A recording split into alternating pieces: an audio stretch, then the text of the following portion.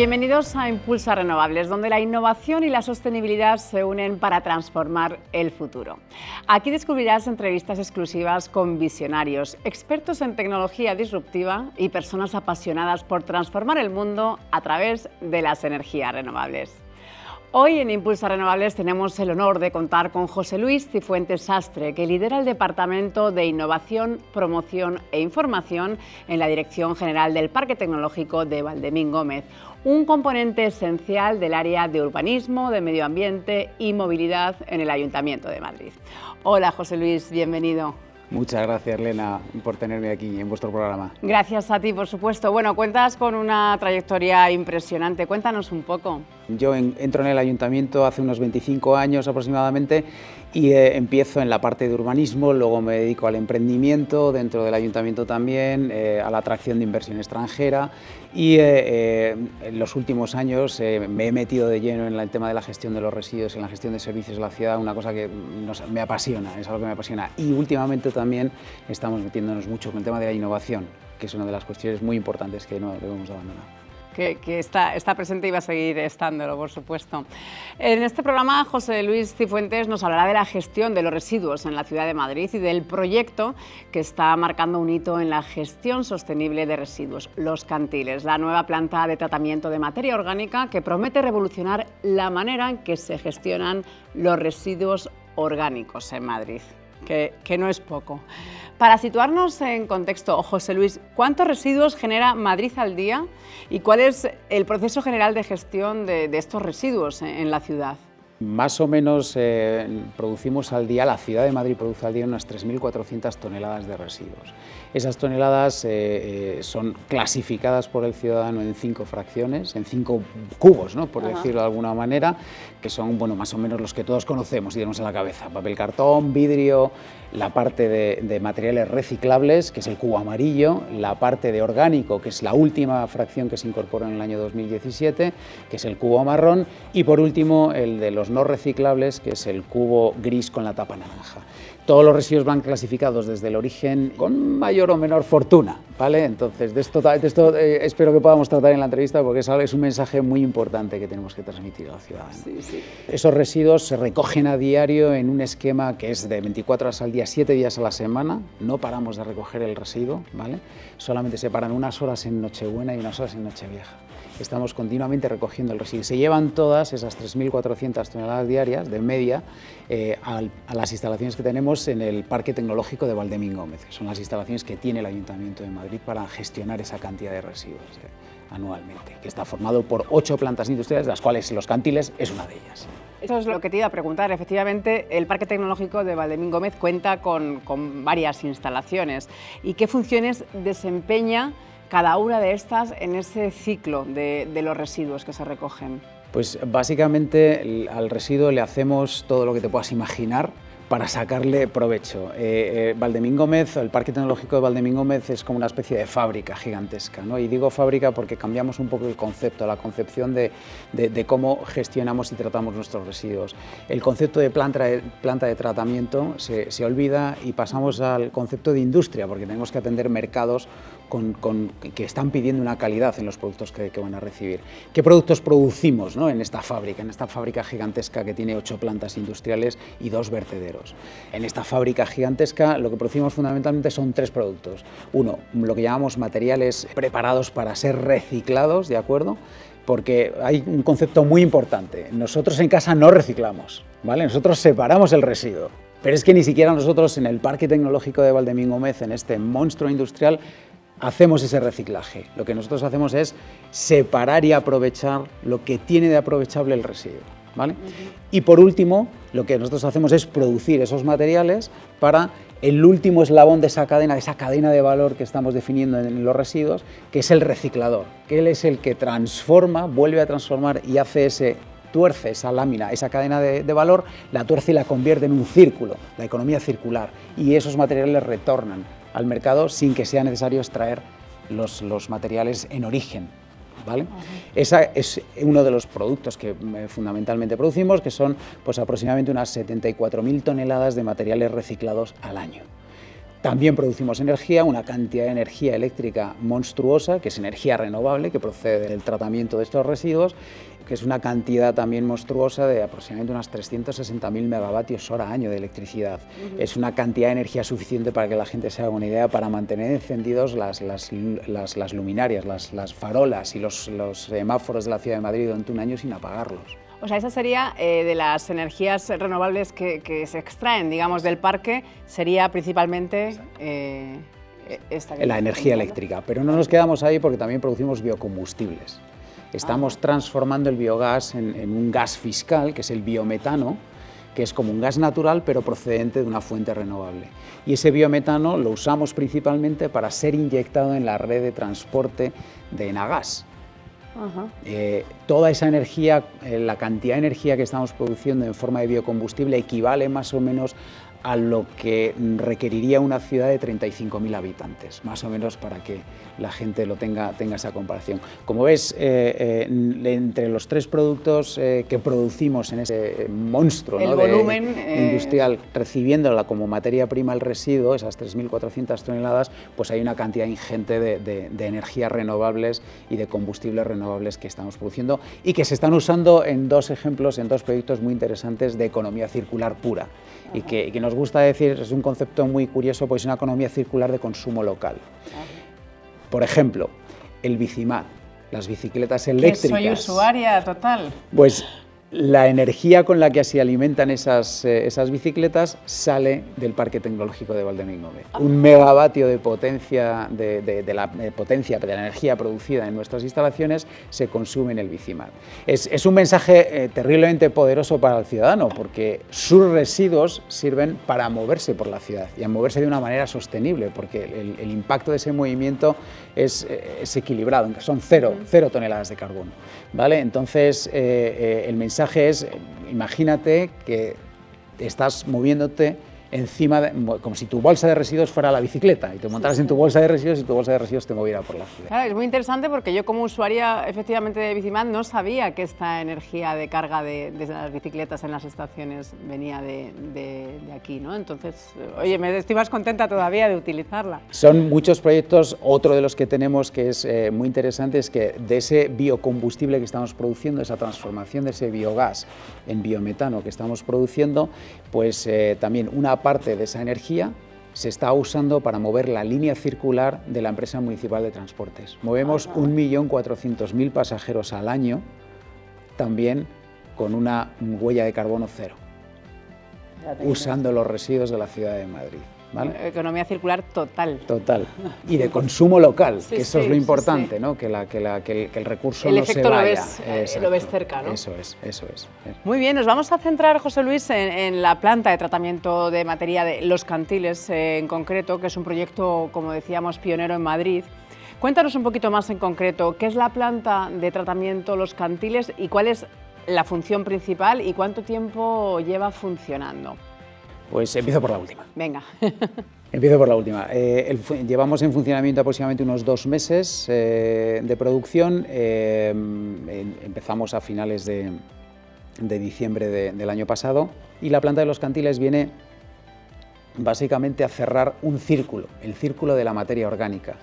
Como he comentado antes, el cubo marrón, en donde depositamos todos los residuos orgánicos de la ciudad, se recoge de forma separada, se lleva a una planta que nosotros llamamos de biometanización o de digestión anaerobia, ¿vale? Básicamente lo que ocurre en esa planta es que esos residuos se descomponen en un entorno controlado en ausencia de oxígeno y en esa atmósfera hay unas bacterias especiales que se ponen a producir y producen biogás.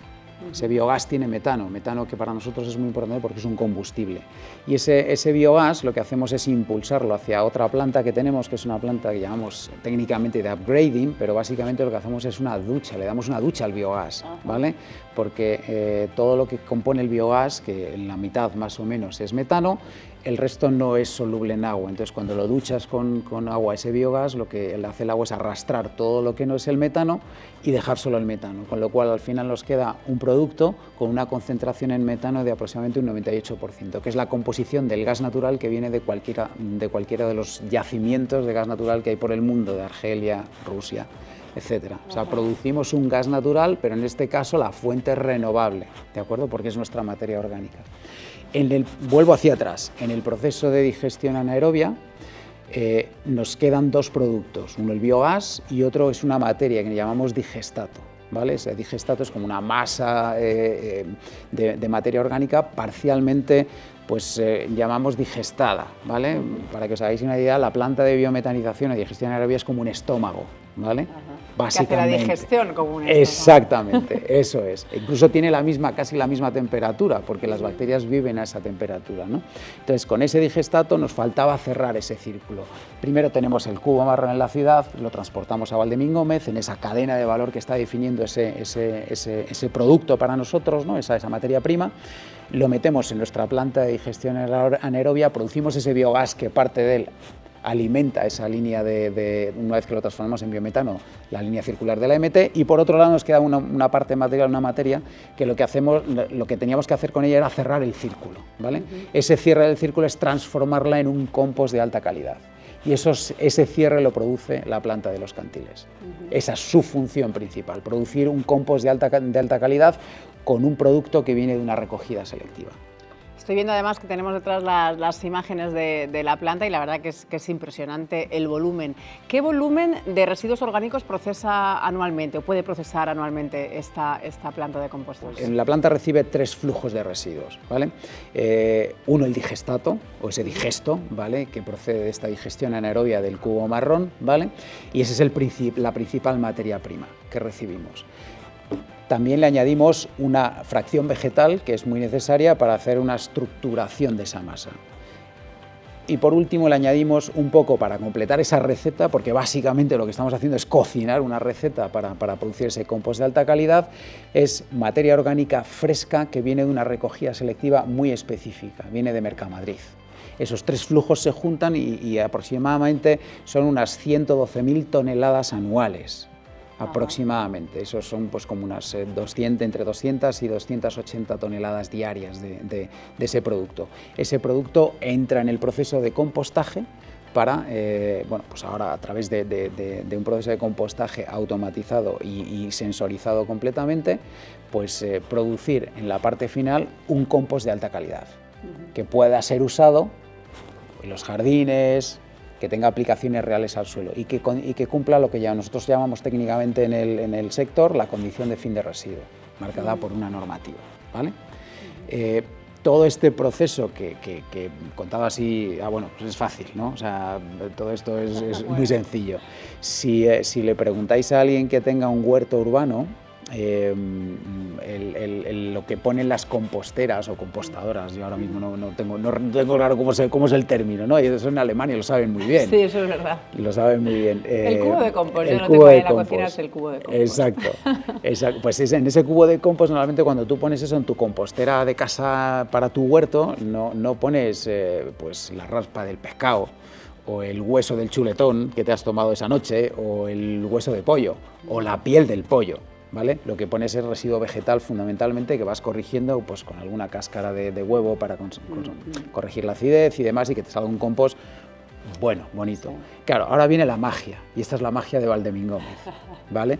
Porque la magia de Valdemín Gómez es convertir en un compost de calidad el trozo de pizza del supermercado que te has comido la noche anterior, que te ha sobrado, el hueso del pollo, etcétera, etcétera. Claro, porque etcétera. Ya estaba yo, digo, ay, pues yo sí que he hecho el hueso del pollo, no para huerto, pero sí en el compost sí que he hecho efectivamente estos residuos orgánicos. Pues la magia está ahí porque realmente no es una materia prima muy buena para hacer un compost de calidad, pero sin embargo los procesos industriales a los que sometemos a esta materia, haciendo esa receta, mezclándola con ese residuo vegetal y ese flujo de materia orgánica recogida selectivamente que viene de Mercamadrid, pues nos hacen una receta que en el resultado está dando un compost con bastante calidad.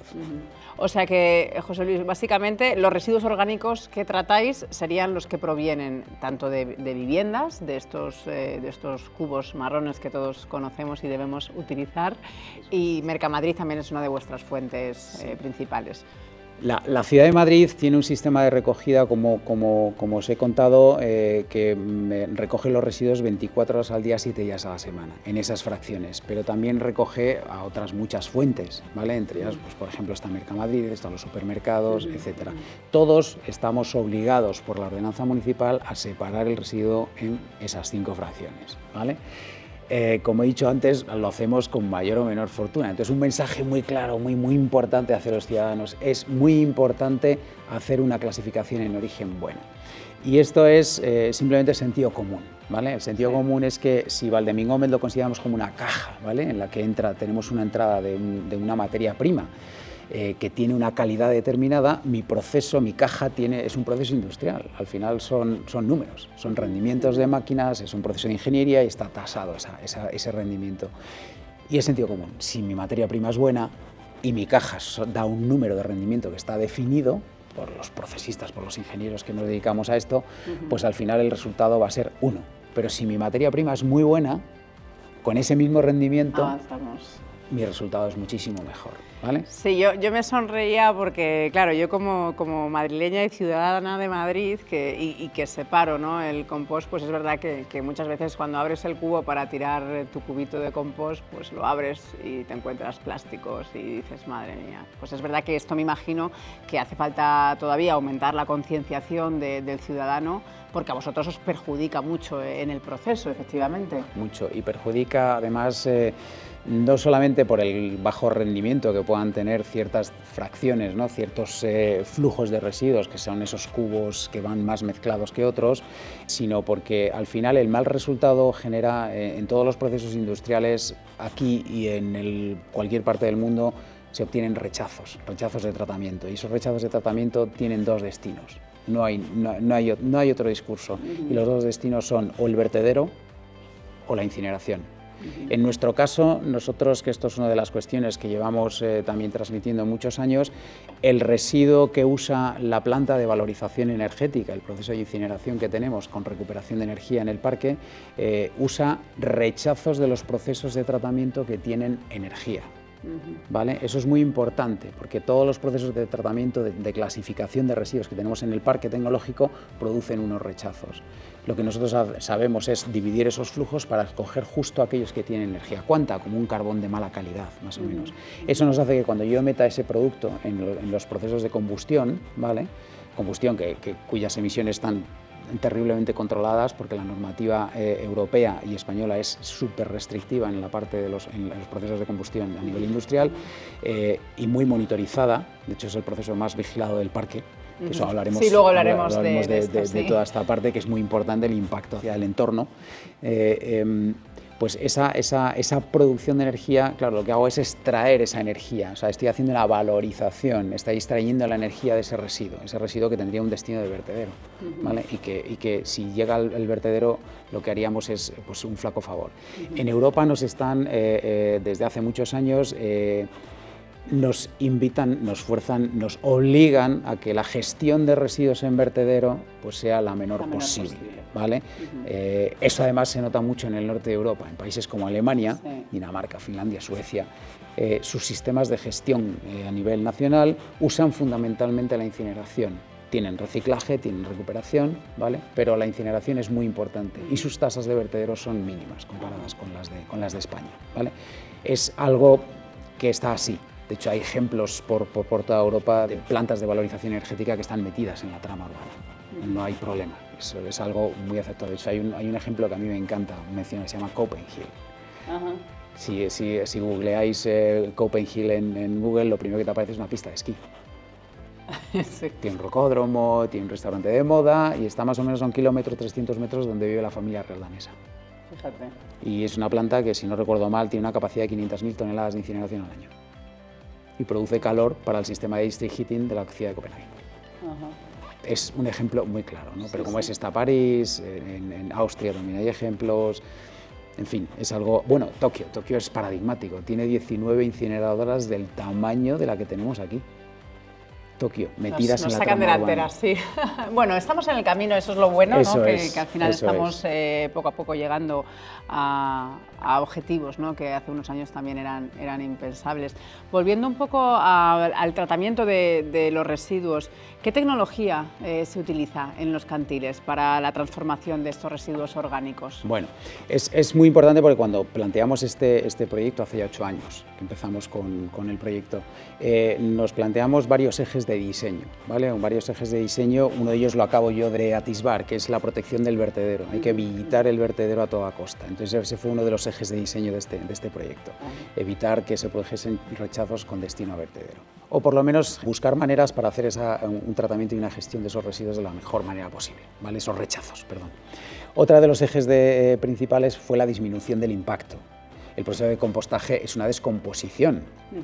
Esas parvas de compostaje que estamos viendo ahora en las imágenes, que llamamos renglones, lo que hacen es entrar en una temperatura muy alta en las primeras fases de combustión, y es un proceso que no está exento de olor, con una emisión de amoníaco bastante alta que hay que controlar. Por eso toda la planta, o sea, todo el proyecto se planteó como un bloque confinado, con un tratamiento de aires y una vigilancia de ese tratamiento de aires, sobre todo por el impacto en olores, ¿de acuerdo? ¿Y cómo vigilamos ese impacto de olores? Bueno, pues vigilamos que todo el perímetro están cerradas las puertas de tratamiento, y hay un tratamiento de aires que genera una cascada de olores, desde zonas que tienen poca carga de olor, ¿vale? Y esto podríamos hacer una disertación aquí de horas hablando sobre los olores, ¿vale? Sí. Porque somos un ayuntamiento muy concienciado con el tema de los olores. De hecho, hay un proyecto de inversión de muchos millones de euros solo en mitigación de olor, o sea, solo en eso. Y estamos desarrollando, o sea, correcciones y mejoras en todos nuestros sistemas de olor de forma continua, ¿no? De tratamiento del olor. En este caso de la planta de los cantiles, lo que hace es arrastrar el olor de zonas de baja carga a zonas de alta carga. La zona de baja carga es la recepción, que está totalmente confinada, y se entra en las zonas de recepción con vestíbulos, se abre una puerta, entra el camión, se cierra y se abre la puerta para que pueda descargar, ¿vale? Ese ciclo se repite continuamente para que el aire esté totalmente confinado. Pero lo que hago yo en esas zonas de recepción es extraer ese aire y trasladarlo a la siguiente fase, que son las zonas de pretratamiento y de afino, ¿vale? Que son las zonas de media carga. Y por último, impulso todo ese aire hacia la zona de alta carga, que es el reactor. El reactor está planteado como esto que estamos viendo en las imágenes, ¿vale? Que son unos tornillos montados en un puente grúa que lo que producen es un volteo automatizado con una aireación forzada continua de una masa de residuos que tiene una granulometría específica que se consigue con ese residuo vegetal, ¿vale? Para que el aire entre por todos esos intersticios y huecos que se generan en esa masa, ¿vale? Ese aire se manda hacia un plenum, se le da un tratamiento ácido antes de entrar en un biofiltro, una unidad que es esta que sale ahora en las imágenes. Es una unidad de biofiltración avanzada, es un edificio que tiene 1000 metros cuadrados por planta y es capaz de tratar unos 245.000 metros cúbicos a la hora de aire. Es una cantidad de aire tremendamente exagerada, ¿de acuerdo? Eso tiene un gasto energético muy importante, con lo cual nos planteamos el tercer pilar de diseño, que es la eficiencia energética, ¿vale? Y esa eficiencia energética la hemos materializado en varias acciones. Entre ellas, aquí se ve una planta solar fotovoltaica que está en la cubierta del edificio, que produce en punta aproximadamente 1 megavatio de potencia, megavatio hora de potencia. Es casi lo que consume la planta en punta. La planta consume en su mayor, en el pico más alto, 1,3 megavatios, con lo cual diseñamos una planta solar para casi cubrir la totalidad de esas necesidades energéticas.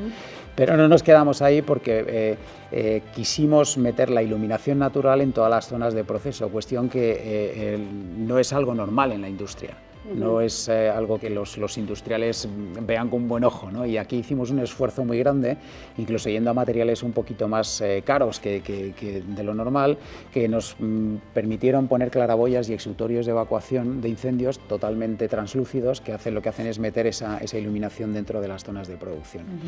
Pero no nos quedamos ahí y fuimos más allá, mucho más allá, que es a construir un edificio de oficinas que está certificado como Passive House Premium. Sí, ¿vale? Eso te quería preguntar, porque eso es un sello muy bastante importante, top. sí, exacto. Pues bueno, fue una idea que nos surgió precisamente en ese eje de diseño que planteamos con la eficiencia energética, y planteamos, hombre, el ayuntamiento tiene que dar ejemplo, ¿no? ¿Qué menos que una administración pública de ejemplo a sus ciudadanos de que es posible, de que podemos avanzar hacia eso, y que el ayuntamiento tiene que ser un mostrador de esa intención, ¿no? Y entonces nos pusimos manos a la obra y este edificio, por ejemplo, está certificado Passive House Premium, y si no ha cambiado el registro de Passive House, pues es el primer edificio de oficinas Passive House Premium de España y el segundo del mundo. Bueno, mira, y sí que estamos a la cabeza. Qué bien, qué buena noticia. Ya no nos quedamos atrás en alguna claro, cosa. Exacto, muy bien. Bueno, el concepto de Passive House, lo comento muy rápido, básicamente es una concepción de la eficiencia energética al máximo. Lo que hago es contener, o sea, todo el perímetro, lo que es la envolvente del edificio, con unos aislamientos muy potentes, que lo que hacen es contener la energía dentro del edificio, ya sea para frío o para calor, ¿vale? Estamos hablando casi siempre de climatización, esto combinado con sistemas de iluminación inteligentes, etcétera, ¿vale? En esa envolvente también tenemos que vigilar la estanqueidad, es decir, el aire que entra en el edificio, que no controlamos, ¿vale? Porque el edificio tiene ventilación, pero tiene una ventilación mecánica cruzada controlada, ¿vale? Con una recuperación entálpica. Ese aire que yo meto y luego saco de las estancias, cuando va a salir del edificio, tengo una máquina que se llama un recuperador entálpico, lo que hace es extraer la energía que yo le he aportado a ese aire climatizado, ¿de acuerdo? Con lo cual recupero parte de esa energía. Pero es que además tenemos pues una fuente de energía renovable, que es la planta solar, que lo que me hace es suplir las necesidades, o sea, de energéticas de ese edificio. Con lo cual, al final, el consumo, contando todos esos factores, pues por metro cuadrado es un consumo mínimo. Prácticamente es un poquito más de un secador de pelo que tenemos en casa. Más o menos, para que nos hagamos una idea, en una casa normal multiplicamos por 12 o por 14 esa cantidad de energía que necesitamos para climatizar nuestras casas. Entonces, con ese concepto, pues generamos ese edificio de oficinas y añadido a esto, estamos conformando lo que llamamos un espacio urbano inteligente, en todo el perímetro de la planta de Los Cantiles, con todas las farolas que se ven ahora en la imagen, que son farolas inteligentes. Son dispositivos IoT y son farolas inteligentes en las que se hacen programaciones de manera que podamos regular y aquilatar los consumos de la mejor manera posible. Entonces, ese fue el tercer eje de diseño de esta instalación. El cuarto eje es el control ambiental. Bueno, habíamos hablado de los gases, también líquidos, ¿no? Tenéis que gestionar líquidos en la planta, eso ahora me comentarás cómo lo lleváis a cabo, y efectivamente las estrategias de control ambiental que bueno, hoy en día es necesario completamente minimizar ese impacto en el entorno, en todos los sectores, y efectivamente aquí sois pioneros y quiero saber cómo realizáis estas funciones para ser lo más verdes posibles. Muy importante, muy importante. Todas las instalaciones industriales, esto es norma, estos son reglamentos, son leyes, ¿vale? Tienen que tener una autorización ambiental integrada. Eso básicamente lo gestiona el organismo de control ambiental, que es la Comunidad de Madrid, y es en donde te dicen o sea, tu proceso, qué impactos tiene, qué tienes que controlar, qué controles tienes que hacer a lo largo del año, cómo te van a vigilar, etcétera, ¿vale? Todo eso está determinado y es vigilado por la Comunidad de Madrid, pero a la vez nosotros, el Ayuntamiento, tiene sus propios contratos de control ambiental. Esto se repite en las 8 instalaciones que tenemos en el parque, ¿vale? Y la planta de Los Cantiles no es ajena a esto, ¿de acuerdo? Entonces, todo esto, en el diseño de los procesos se suelen hacer diseños con ciclos cerrados, ¿vale? El aire no es posible contenerlo, lo que hacemos es tratarlo antes de emitirlo a la atmósfera, pero lo que son materia y efluentes, lo que procuramos es que el ciclo sea cerrado. Es decir, que los efluentes no salen, todos los efluentes se tratan. ¿Y cómo se tratan? Pues cada una de las plantas del Parque Tecnológico tiene plantas de tratamiento de aguas. Entonces, se controlan todas las zonas en las que hay residuo, se impermeabiliza todas esas zonas que estás viendo donde están las plantas industriales, y toda esa agua se recoge para ser tratada. Se tratan estas plantas y lo que obtenemos es un efluente depurado que usamos en el propio proceso, ¿vale? Y se obtienen unas sales para tratarlas. Se pide a gestores autorizados de ese residuo, es un residuo peligroso, pues que lo traten, ¿vale? O sea, tienes que tener ese tratamiento específicamente. Y todo esto tiene que estar registrado, documentado, etcétera, porque hay que reportarlo hacia la Comunidad de Madrid, hacia el control ambiental y hacia el ayuntamiento, claro, porque nosotros también hacemos ese control ambiental. Ese es el cuarto eje de diseño. Y hay un quinto eje de diseño en este proyecto que es la calidad, ¿vale? Como he dicho antes, el concepto del parque pasa de planta de tratamiento a industria. Nosotros ahora ya tenemos que atender a un mercado que pide una calidad, el mercado pide una calidad. Sí, cada vez más estricta. Exacto, entonces no podemos ser ajenos aunque nuestra materia prima sea el residuo. En este caso los controles de calidad se llevan en una zona que nosotros llamamos caracterizódromo, ¿vale? O sea, ese caracterizódromo es una zona, es una nave específicamente dedicada en la que se hacen analíticas, está equipada con un laboratorio, con toda la instrumentación necesaria. De hecho, en la plantilla de la planta hay un técnico de laboratorio que se dedica a hacer análisis y ensayos y caracterizaciones de todos los flujos de residuo y en concreto, muy importante, del compost producido, ¿vale? Compost producido tiene que cumplir un Real Decreto, que es el Real Decreto de Fertilizantes, ¿de acuerdo?, para poder ser registrado, que son de las cosas que pedimos. Tiene que estar dentro del registro de fertilizantes, ¿de acuerdo?, para que ese compost tenga lo que hemos llamado antes, que lo que yo he mencionado antes, la condición de fin de residuo, ¿vale? Una vez que tenga la condición de fin de residuo se convierte en un producto que atiende una demanda en el mercado, ¿vale? Y ese fue otro de los ejes. Ya el último fue la innovación. La planta está equipada también con una zona de innovación dedicada a la I+D, dotada con un presupuesto anual que mete al proceso en una filosofía de mejora continua. No nos quedamos parados. Hemos invertido el dinero que hemos invertido, ¿vale? Y nos olvidamos ya y esto, bueno, pues como funciona, no pasa nada. Y en esa innovación hicimos dos cosas, la zona de I+D, pero también toda la planta, todo el proceso está sensorizado, ¿de acuerdo?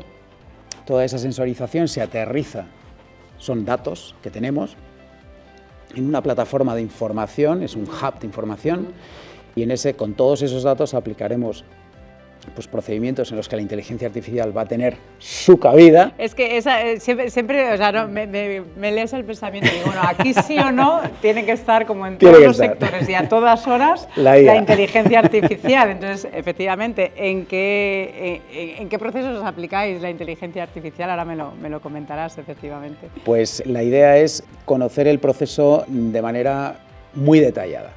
Es un proceso biológico, lo que estamos haciendo es industrializar un proceso biológico, igual que cuando hemos hablado de la biometanización que producía biogás por un lado y ese digestato que luego tratamos en la planta de los Cantiles, la idea es conocer esos procesos de manera muy certera para que nosotros podamos hacer las regulaciones específicas y los ajustes específicos para tener el máximo rendimiento. Para eso necesitamos datos. Estamos en un mundo en el que los datos lo son todo, ¿no? Nosotros somos datos. Cada vez que cogemos un teléfono móvil y desbloqueamos el teléfono nos convertimos en datos. Todo ¿vale? el rato. Todo el rato. Nos guste o no. Exacto.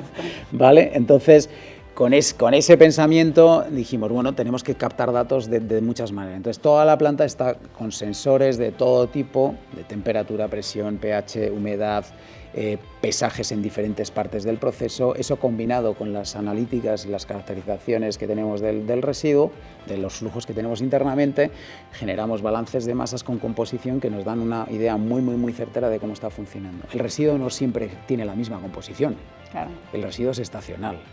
Si te fijas en lo que comes y en lo que consumes, no consumes lo mismo en verano que en invierno, que en primavera, que en otoño, ¿verdad?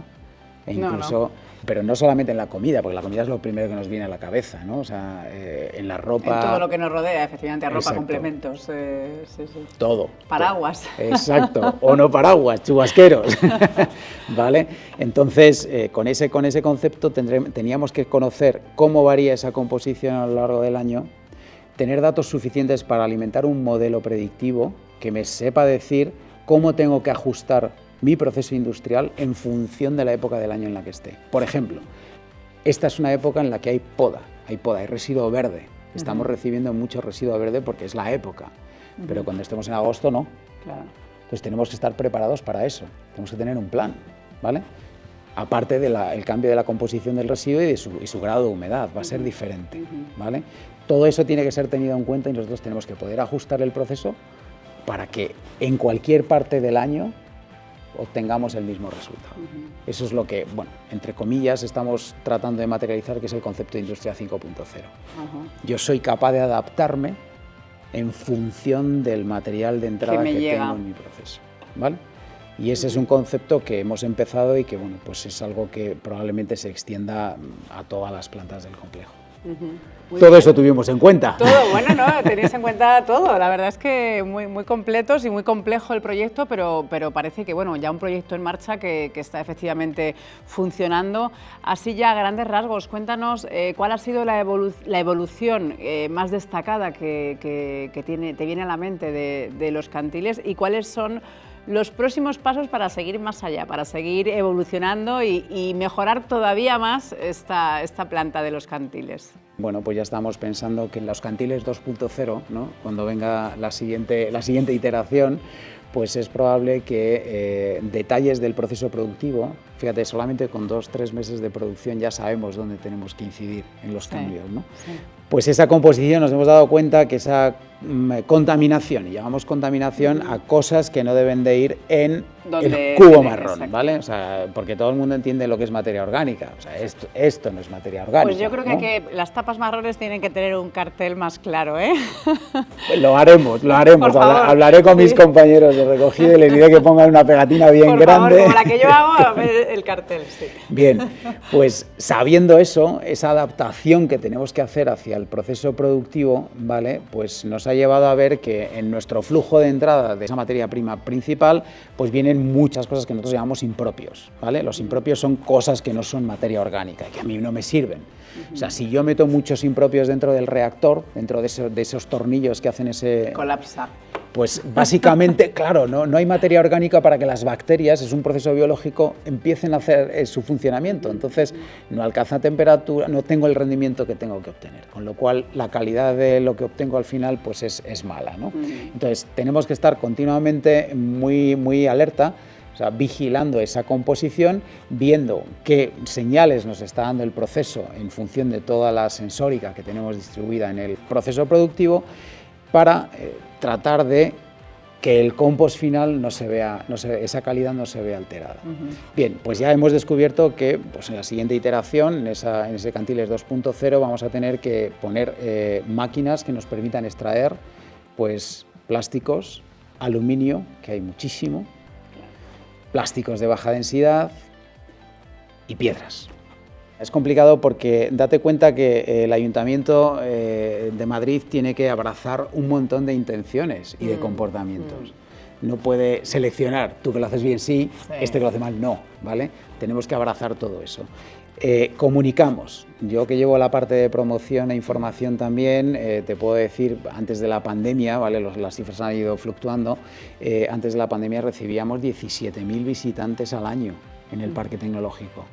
Es como la Warner de los residuos, aquello, ¿vale? Tenemos un programa de educación muy intenso que tratamos de promocionar. Ahora estamos a punto de sacar un contrato nuevo en el que vamos a iniciar otra vez toda esa batería de visitas y demás, atraer a los colegios y demás, que son nuestro principal cliente, ¿no? Sí, las nuevas generaciones esperemos que sí, por Dios. Lo aprendan mejor. Por Dios.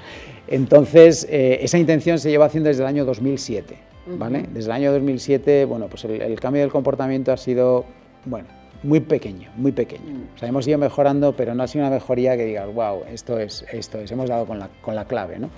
Entonces, al final, como te digo, el Ayuntamiento tiene que abrazar todo tipo de intenciones, motivaciones y de comportamientos. Y tiene que tratarlos todos. No quita para que el Ayuntamiento, que tiene sus herramientas legales, pueda presionar en uno u otro sentido, ¿no? Para eso están las ordenanzas, las tasas, etcétera, ¿vale? Pero en principio no podemos hacer otra cosa. Entonces, visto que el comportamiento es el que es, pues nosotros tenemos que adaptarnos a eso. Cuando mejore, pues nos adaptaremos a esa mejoría. Y va a mejorar. Yo soy consciente de que seguro que va a mejorar. O sea, para eso trabajamos todos los días desde el Ayuntamiento. Pues optimistas nos quedamos. Eso. Y con ese mensaje de concienciación a todos los ciudadanos de Madrid, que separemos que es al final el primer eslabón de esta cadena que termina de manera muy exitosa en esta planta de Los Cantiles. Un placer, José Luis, muchas gracias por habernos a vosotros, acompañado en Impulsa Renovables, y así concluimos esta interesante entrevista en nuestro programa. Agradecemos, por supuesto, a José Luis Cifuentes por habernos acompañado hoy y por compartir con nosotros los detalles de este proyecto tan innovador y fundamental para el futuro de la sostenibilidad en la ciudad de Madrid.